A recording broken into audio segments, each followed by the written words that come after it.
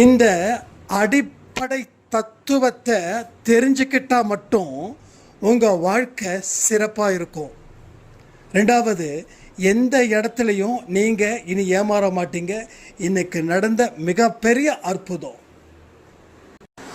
உண்மை நிச்சயமாக கசக்கும்.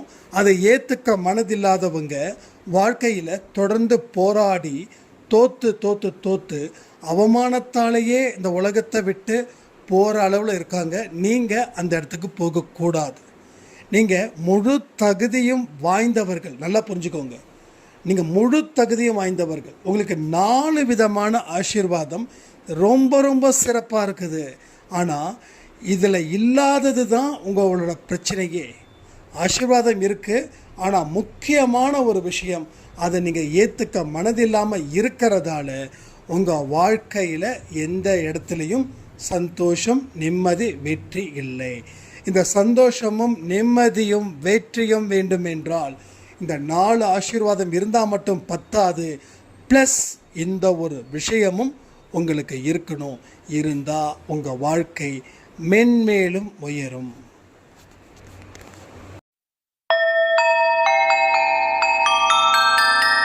ஓம் சாயிரா சாயிரா, ஓம் சாயிரா சாயிரா, ஓம் சாயிரா சாயிரா, அன்பே சாயிரா, பேரன்பே சாயிரா, அகிலம் தளிக்க ஆத்மா விழிக்க அனுதினம் சாயிரா, எங்கள் அன்பே சாயிரா.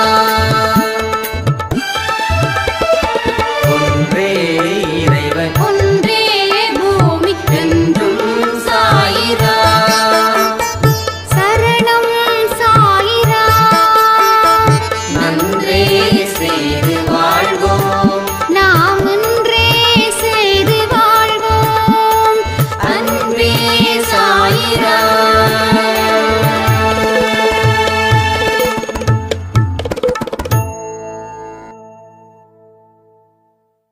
சாய்ராம்.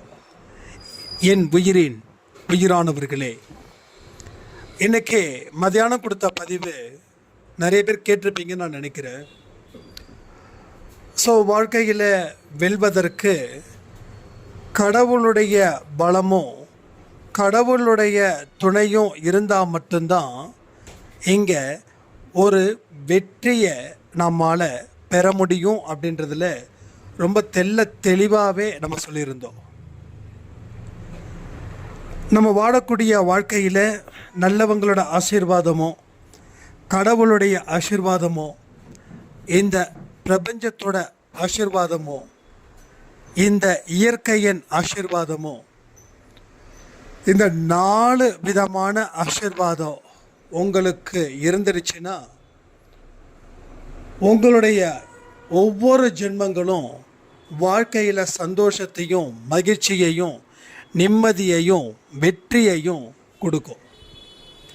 இதுக்காக நம்ம பெரிய அளவில் கஷ்டப்பட வேண்டிய அவசியமே இல்லை. இதுக்கெல்லாம் நாம் செய்ய வேண்டிய ஒரே வழிமுறைகள், ஒரு அடியையும் பிரயோஜனமாக எடுத்து வைக்கணும் அப்படின்றது மட்டும்தான். இந்த உலகத்தில் ஏமாற்றுவதற்கு உங்களுக்கு பெரிய கூட்டமே இருக்கும். அந்த கூட்டத்தில் நீங்கள் மாட்டிக்கிறீங்கன்னா அதில் உங்களுக்கும் பாவங்கள் சேரும். நான் ஏமாந்துட்டேன், அதனால் என்னோடய பாவத்தை குறைக்க முடியாதா அப்படின்னு கேட்கவே முடியாது. அப்போது உங்களுடைய கணக்கின்படி நீங்கள் ஒரு சிறப்பான வாழ்க்கையை வாழ்ந்து ஆக வேண்டிய ஒரு கட்டாயம் இங்கே இருக்குது. எதெல்லாம் சரியாக இல்லையோ அதையெல்லாம் சரி பண்ணால் போதும். உங்கள் மனசுக்குள்ளே ஏகப்பட்ட விஷயங்கள் ஆழமாக கேள்வியோடு இருக்கும். அதுக்கு பதில்களே கிடைக்காம இருக்கும். அந்த பதில்கள் நீங்கள் சரியான முறையில் சொல்லிட்டீங்கன்னா வாழ்க்கையை நேர்படுத்த முடியும். இப்போ வாழ்க்கை எப்படி இருக்குதுன்னா, ஒரு மோசமான சூழ்நிலையில், ஒரு மோசமான ஒரு பலகீனமான அடிப்படையில் ஒரு வாழ்க்கை உங்களுக்கு இருக்குது. அந்த வாழ்க்கையை தான் நீங்கள் இந்த நிமிடம் வரைக்கும் வாழ்ந்துக்கிட்டு இருக்கீங்க. மனசு ஒன்று வச்சா நடக்காததுன்றது எதுவுமே இல்லை. நீங்கள் இன்றைக்கி இப்படிப்பட்ட ஒரு வாழ்க்கையை வாழ்ந்துட்டுருக்கீங்கன்னா இந்த மனசு வச்சதால தான் இத்தனை விஷயங்கள் இங்கே நடக்குது. அது நல்லதோ கெட்டதோ, உங்களுக்கு சம்பந்தம் இல்லாமல் எந்த ஒரு செயலும் உங்களால் செய்யவே முடியாது. சம்பந்தம் இல்லாமல் எந்த ஒரு வேலையையும் உங்களால் செய்யவே முடியாது. திரும்பவும் சொல்கிறேன், சம்பந்தம் இல்லாமல் எந்த ஒரு வேலையையும் உங்களால் செய்யவே முடியாது. இதை ஏன் 3 தடவை சொல்கிறேன்னா, நீங்களும் இதை 3 தடவை சொல்லணும். ஏன்னா நாம் நினைக்கிறோம் என் வாழ்க்கையில் இவ்வளவு கஷ்டத்தை காரணம் இந்த ஒரு விஷயம் அந்த ஒரு விஷயம். அப்படி இல்லை. உங்களுடைய சம்மதத்தோட உங்களோட சமாதானத்தோட தான் இங்கே உங்கள் வாழ்க்கை இந்த நொடி வரைக்கும் நடக்குது. நீங்கள் வாழ்ந்துக்கிட்டு இருக்கீங்க. இதுதான் உண்மை. அடிப்படை உண்மையை தெரிஞ்சிக்க வேணும். 2வது, இந்த உண்மையை அவ்வளவு சீக்கிரம் யாராலையும் ஏற்றுக்கவும் முடியாது. ஏன்னா ஏன் ஏற்றுக்க முடியாது தெரியுமா? ஒரு மருந்தை விரும்பி குடிப்போமா? அப்போது அதே போல் கசப்பையும் விரும்பி குடிப்போமா? ஸோ மருந்தையும் விரும்பி சாப்பிட மாட்டோம், கசப்பையும் விரும்பி சாப்பிட மாட்டோம். ஏன்னா ரெண்டுமே கசப்புத்தன்மையும் துவர்ப்புத்தன்மையும் இருக்கிறது. அதனால தான் இந்த அடிப்படை உண்மையை கூட நாம் எடுத்துக்க மாட்டோம். ஏன் தெரியுமா? இந்த அடிப்படை உண்மை ஒரு கசப்பை விட மோசமானது. கசப்பை கூட ஜஸ்ட்டு முழுங்கினதுக்கு அப்புறம் வரைக்கும் தெரியாது. ஆனால் அடிப்படை உண்மையை ஏற்றுக்கொள்வது, உள்ளது போலவே ஏற்றுக்கொள்வதால் யாராலையும் அதை சரியாக ஏற்றுக்கொள்ள முடியாது. அது மிகப்பெரிய கசப்பு வாய்ந்ததாக இருக்கும்.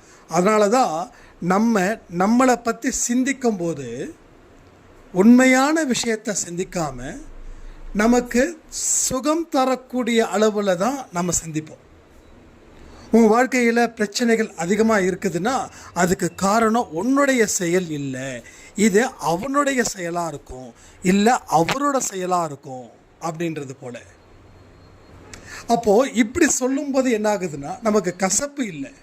ஆனால் என்னுடைய ஒட்டுமொத்த செயலுக்கும் காரணமாக இருக்கிறது என்னுடைய செயல்பாட்டு முறை தான். அதனால தான் நான் வாழ்க்கையில் தோத்தேன் அப்படின்னு நாம் நம்மக்கிட்டேயும் சொல்ல முடியாது, நாம் மற்றவங்க கிட்டேயும் சொல்ல முடியாது. அந்த உண்மையான விஷயத்தை ஏற்றுக்கிறதுல அவ்வளவு கசப்புன்றதால தான் அதை ஏற்றுக்கலை.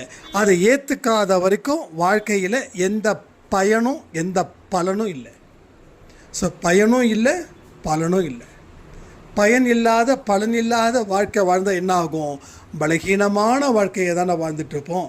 அந்த பலகீனமான வாழ்க்கையை தான் இங்கே ஒவ்வொரு சைராமும் வாழ்ந்துக்கிட்டு இருக்கிறாங்க.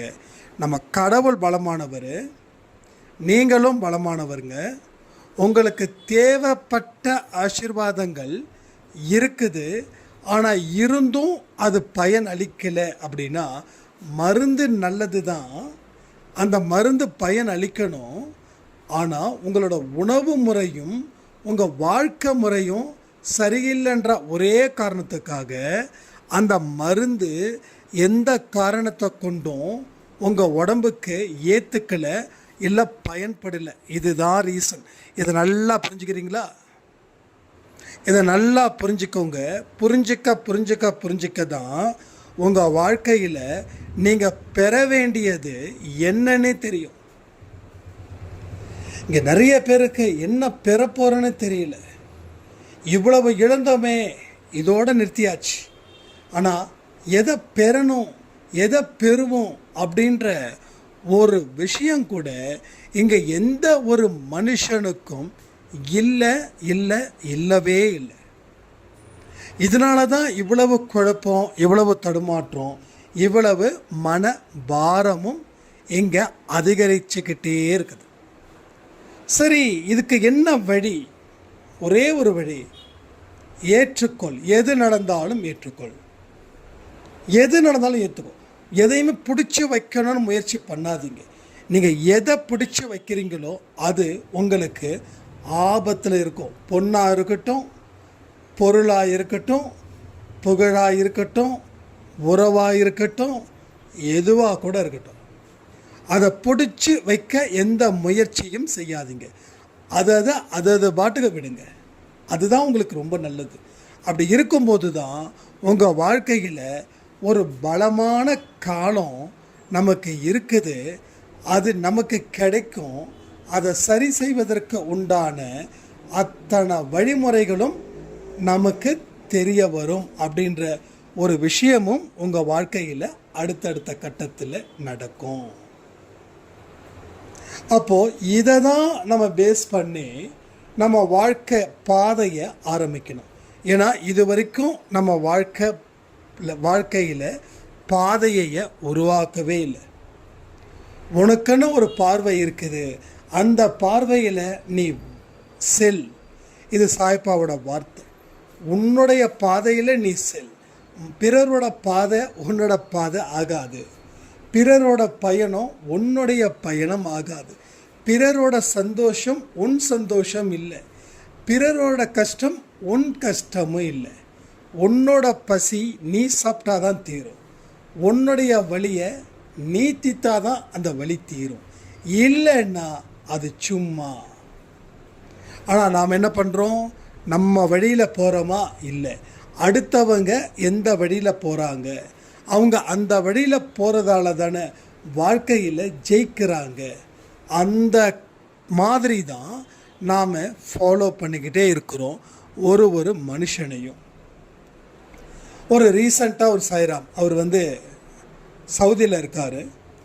அவர் சவுதிக்கு போனதுக்கு காரணமே அவங்க ரிலேட்டிவ்ஸில் அவங்க அந்த மாதிரி ஒரு கம்பெனியில் போய் நிறைய சம்பாதிச்சு வீடு கட்டினதால தான் நானும் அதே மாதிரி வந்தேன். ஆனால் எனக்கு எதிர்பார்த்தது மாதிரி சேலரி கிடைக்கல. எனக்கு இப்போ வரைக்கும் வருமானம்தான், கஷ்டம்தான், துக்கம்தான். எனக்கு மட்டும் ஏன் வருது? இதே வேலையில் இருக்கிறவங்களால ஜெயிக்க முடியுது, என்னால் ஏன் ஜெயிக்க முடியல அப்படின்னு. ஸோ இந்த மாதிரி மனுஷங்க மாதிரி தான் இங்கே பலரும் தன்னுடைய வழியில் போகாமல் பிறரோட வழியில் போயிட்டு மாட்டிக்கிறாங்க. அவங்க வழி வேறு, உங்கள் வழி வேறு. நீங்கள் ஒரே படிப்பு தான், ஒரே ஹைட்டு தான், ஒரே கேரக்டர்ஸ் தான், ஆனால் எல்லாம் ஒன்றா இருக்குது. ஆனால் தலையெழுத்து மட்டும் மாறி மாறி இருக்கே, அதுக்கு என்ன பண்ண முடியும்? இல்லை. ஸோ அடிப்படை விஷயத்தை தெரிஞ்சுக்கிட்டால் தான் இந்த விஷயத்தை சரியான முறையில் ஹேண்டில் பண்ண முடியும். ஸோ அடிப்படை விஷயம் தெரியலன்னா எந்த ஒரு பேசிக்கான மூமெண்ட்டையும் நாம் மூவ் பண்ண முடியாது, அதில் ஸ்ட்ராங்காக இருக்க முடியாது, அதில் இருந்து ஒரு வித்தையை நம்மளால் கற்றுக்கவும் முடியாது. ரைட்டா? ஸோ அடிப்படை தத்துவம் என்ன? உன் வாழ்க்கை உன் கையில். உன் பாதையில் செல், உனக்கு எல்லாமே கூடும். பிறர் பாதையில் நீ பயணிக்காத. சரியா? இதையும் நோட் பண்ணிக்கோங்க. இப்போ உங்கள் பாதையில் நீங்கள் பயணிக்கும்போது உங்களுக்கு புதுவிதமான அனுபவம் கிடைக்குது. நீங்கள் ஸ்ட்ரக் ஆனாலும் அது ஏன், எதனால் அப்படின்ற ஒரு விஷயத்தையும் கடவுள் புரிய வைக்கிறார். ஏன்னா நீங்கள் பிறரோட பாதையில் பயணம் செய்யும்போது உங்கள் பாதையில் உங்களுக்கு நம்பிக்கை இல்லாமல், உங்கள் மேலேயும் நம்பிக்கை இல்லை, கடவுள் மீதும் நம்பிக்கை இல்லை. ஸோ ரெண்டு நம்பிக்கையும் இல்லாமல் ஒரு குருட்டு நம்பிக்கையில் நம்ம பாதையில் பயணம் செய்கிறோம். ரைட்டா? பாதையில் பயணம் செய்கிறோம். அந்த பாதையில் தான் பெரிய பிரச்சனைகள் இருக்குது.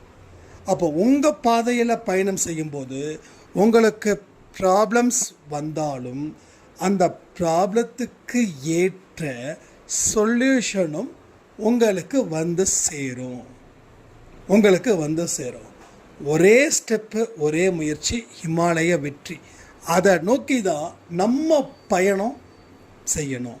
அன்பே சாய் குடும்பத்தில் இருக்கிற அத்தனை பேரும் திறமைசாலிகள், ஒழுக்கத்தில் முதலிடம் இருப்பவர்கள், அடுத்தவங்க சந்தோஷத்தை தன்னோட சந்தோஷமாக நினச்சி கைத்தட்டுபவர்கள், அடுத்தவங்க வழியை தன்னுடைய வழியாக நினச்சி கண்ணீர் சிந்துபவர்கள் தான் அன்பே சாய் குடும்பத்தில் இருக்கிறவங்க.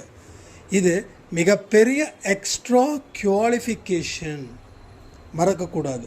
இது ஒரு பெரிய தகுதி உங்களுக்கு. இந்த தகுதி மற்றவர்களுக்கு இல்லை, ஆனால் உங்களுக்கு இருக்குது. அந்த தகுதியை எந்த இடத்துலையும் நீங்கள் குறைச்சிக்க கூடாது. தினம் தினம் ஒவ்வொரு கான்செப்ட், ஒரு மெசேஜ் உங்களுக்கு வருதுன்னா அதுக்கு பின்னாடி நிற்கிறது சாய்ப்பா தான். அவருடைய தூண்டுதல் இங்கே ஜாஸ்தியாக இருக்குது.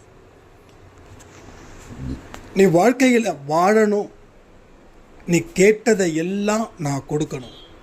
திரும்பவும் சொல்கிறேன், நீ வாழ்க்கையில் வாழணும், நீ கேட்டதை எல்லாம் நான் கொடுக்கணும். திரும்பவும் சொல்கிறேன், நீ வாழ்க்கையில் வாழணும், நீ கேட்டதை எல்லாம் நான் கொடுக்கணும். இது சத்தியமான சாயப்பாவுடைய வார்த்தை. நீ வாழ்க்கையில் நல்லா வாழ போகிற, நீ கேட்குறதையெல்லாம் நான் கொடுக்க போகிறேன். எவ்வளோ பெரிய வார்த்தை! இந்த வார்த்தைக்கு நன்றி சொல்லலாமா? நன்றி சொல்லலாமா? கண்களை மூடி நன்றி சொல்லலாமா?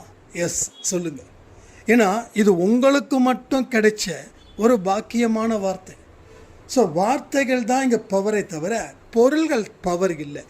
வார்த்தைகளை எப்படி நீங்கள் ஏற்றுக்கிறீங்களோ, அந்த வார்த்தைகளுக்கு உண்டான பொருள் என்னவோ அது உங்கள் வாழ்க்கையில் நடக்குது. அது பொருளாக இருக்கலாம், இல்லை புகழாக இருக்கலாம், இல்லை செல்வாக்காக இருக்கலாம்,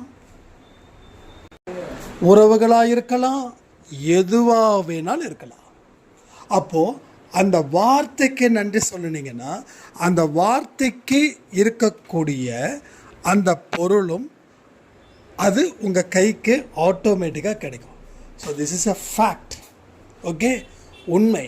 நான் இங்கே சொல்கிறது எல்லாமே 100% அடிப்படை உண்மைகளை தெரிஞ்சுக்க முயற்சி பண்ண பத்தாது.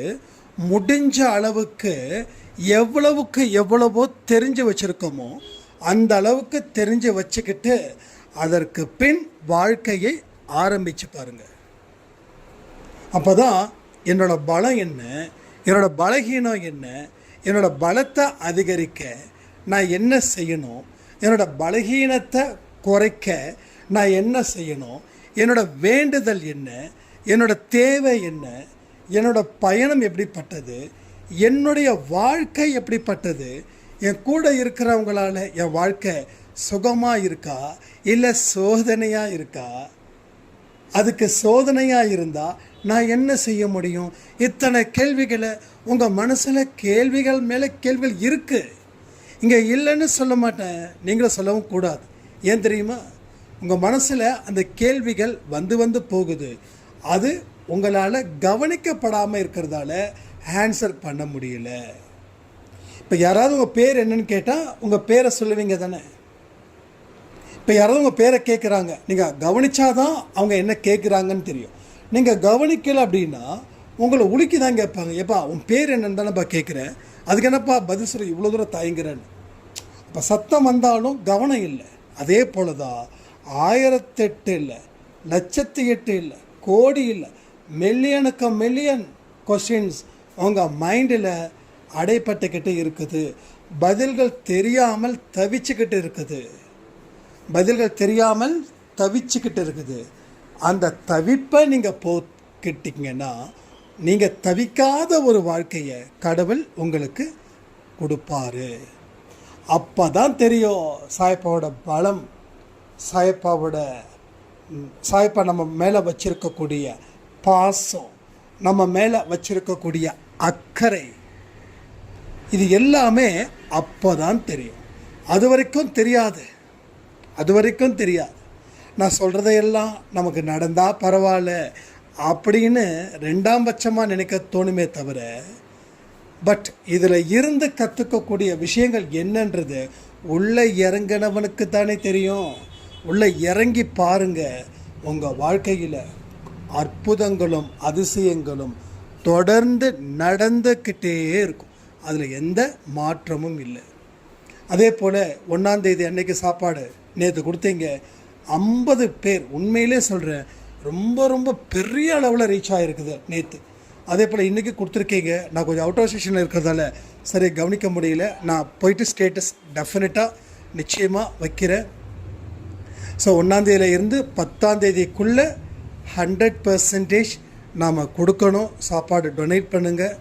யாராருக்கு முடியலையோ முடிஞ்ச அளவுக்கு 99% உங்கள் கைகளாலேயே உதவிகள் செய்யுங்க. ஓகே, உங்கள் கைகளாலேயே உதவிகள் செய்யுங்க. இன்றைக்கி ஒரு பெரிய ஒரு மிராக்கிள் நடந்தது. ஒரு அம்மா நானும் விஷ்ணு சாய்ராமும் ஒருத்தருக்காக காத்துட்டு வெயிட் பண்ணிகிட்டு இருந்தோம். அப்போ ஒரு அம்மா நம்மளை நோக்கி வந்தாங்க. 2 காயை காட்டினாங்க. தம்பி, இது அவரைக்காய், வாங்கிக்கோங்க அப்படின்னாங்க. எங்ககிட்ட இப்போ கையில் கேஷ் இல்லை ஃபோனு கூகுள் பே அதான். அப்போ நாங்களும் தேடி தேடி பார்க்குறோம், கையில் கேஷ் இல்லை. உடனே சாய்பா பாருங்கள் எவ்வளவு அக்கறையாக இருக்காருன்னு. இது பெரிய மிராக்கல். நீங்கள் நினைக்கிற மாதிரி உதவியெல்லாம் நம்ம செய்யலை. அது என்ன நடக்குதுன்றதையும் நான் தெளிவாக சொல்கிறேன். சாய்பா தன்னுடைய குழந்தைங்க எந்த இடத்துலையும் எதற்காகவும் ஏமாறக்கூடாது, புரிஞ்சுக்கோங்க, ஏமாறக்கூடாதுன்னு உறுதியாக இருக்கிறாரு. அது ஒரு உடம்பு மெய்ஸில் இருக்கிற மாதிரி ஒரு பதிவு. அந்த வயசான பாட்டிக்கு கிட்டத்தட்ட 70+ இருக்கும் அவங்க ஏஜ். அவங்க பசிக்குதுன்னு சொல்கிறாங்க, காய் வாங்கிக்கோங்கன்றாங்க. காய் வேண்டான்னு சொல்கிறோம். எனக்கு ரொம்ப பசிக்குதுப்பா, சாப்பாடு கொடுக்குறீங்களா அப்படின்னு கேட்குறாங்க. நாங்கள் கையில் காசு இல்லை அப்படின்றோம். அட பாவிங்களான்னு ஒரு வார்த்தையும் சொல்கிறாங்க. சொல்லிவிட்டு பின்னாடி ஒரு பிரியாணி பொட்டலம், அது நமக்கு இல்லை, வேற ஒருத்தர் நம்ம கூட வந்தவர் தான் வெளியில் போயிருக்காரு. அவருக்காக தான் நாங்கள் காத்துட்ருக்கோம். அவருக்கு வாங்கி வச்ச பிரியாணி எப்படி அவருக்கு கொடுக்க முடியும், பாட்டி கொடுக்க முடியும் அப்படின்னு சொல்லிட்டு விஷ்ணுகோ மனசு தாங்கலை. ஐயோ, ஒரு வயசான பாட்டி என்ன பண்ணுறது தெரியல, கையில் கேஷ் வேறு இல்லை, ஏடிஎம் வேறு இல்லை அப்படின்னு சொல்லி சரி இன்னொருத்தங்க கிட்ட கூகுள் பேயில் நாங்கள் கேஷ் பண்ணுறோம், ஒரு 200 ரூபா கொடுங்க அப்படின்னு கேட்குறாங்க. அவங்களும் சரிங்க கேஷ் பண்ணுங்கன்னு சொல்லி கூகுள் பே நம்பர் கொடுக்குறாங்க. நம்ம 200 ரூபா அவங்களுக்கு கொடுத்து கேஷ் வாங்குகிறோம். கேஷ் வாங்கிட்டு அந்த பாட்டியை நோக்கி காரை லாக் பண்ணிவிட்டு நானும் விஷ்ணு சாயும் அந்த பாட்டியை நோக்கி, ஒரு பாட்டி அதுக்குள்ளே கிளம்பி போயிட்டாங்க. கிட்டத்தட்ட ஒரு 200 மீட்டர் நடந்திருப்பாங்க. உடனே எங்களுக்காக நாங்கள் ஒருத்தங்களுக்காக வெயிட் பண்ணோம் இல்லையா, அவர் எங்களுக்கு ஃபோன் பண்ணி கேட்குறாரு, அம்மா எங்கே 2 பேரும் பறந்து போகிறீங்க அப்படின்னு. இல்லைங்க, அது மாதிரி இந்த பாட்டி காசு கேட்டாங்க, காசு இல்லை, அதனால் இப்போ தான் கூகுள் பேயில் வாங்கி ஒருத்தங்கிட்ட வாங்கி மாற்றி விட்டோம், போய் கொடுக்க போகிறேன்னு சொன்னதுக்கு, தம்பி அந்த பாட்டி ஒரு பயங்கரமான பாட்டி. அது இந்த இடத்துக்கு யாரெல்லாம் வராங்களோ 2 காயை காட்டுவாங்க, காட்டி இதை வாங்கிக்கோங்கன்னு சொல்லுவாங்க. அது காசு இல்லை வேண்டான்னு சொன்னால் பசிக்குது சாப்பாடு போடுங்கன்னு சொல்லுவாங்க. அது ஒரு நாளைக்கு 1000 ரூபாய் அந்த பாட்டி சம்பாதிக்குது. ஒரு ஆள்கிட்ட 100 ரூபா வாங்கினா கூட 10 பேர்கிட்ட 1000 ரூபாய் அந்த அம்மாவோட கமிட்மெண்ட்டு, அதனால் கொடுக்காதீங்க அப்படின்னாங்க. அப்போ சாய்ப்பா என்ன சொல்கிறாரு, தன்னுடைய குழந்தைங்க எந்த இடத்துலையும் ஏமாறக்கூடாது அப்படின்றதுல உறுதியாக இருக்காரா இல்லையா? அதான் நீங்கள் அவரை நம்பிட்டீங்கன்னா உங்கள் வாழ்க்கையில் ஒரு சாதாரண விஷயத்துக்கு கூட நீங்கள் ஏமாற மாட்டீங்க. அந்த அளவுக்கு நம்ம கூட சாய்ப்பா இருக்காருன்னு சொல்லி இந்த பதிவை நான் முடிக்கிறேன். ஜெய் சாய்ராம்.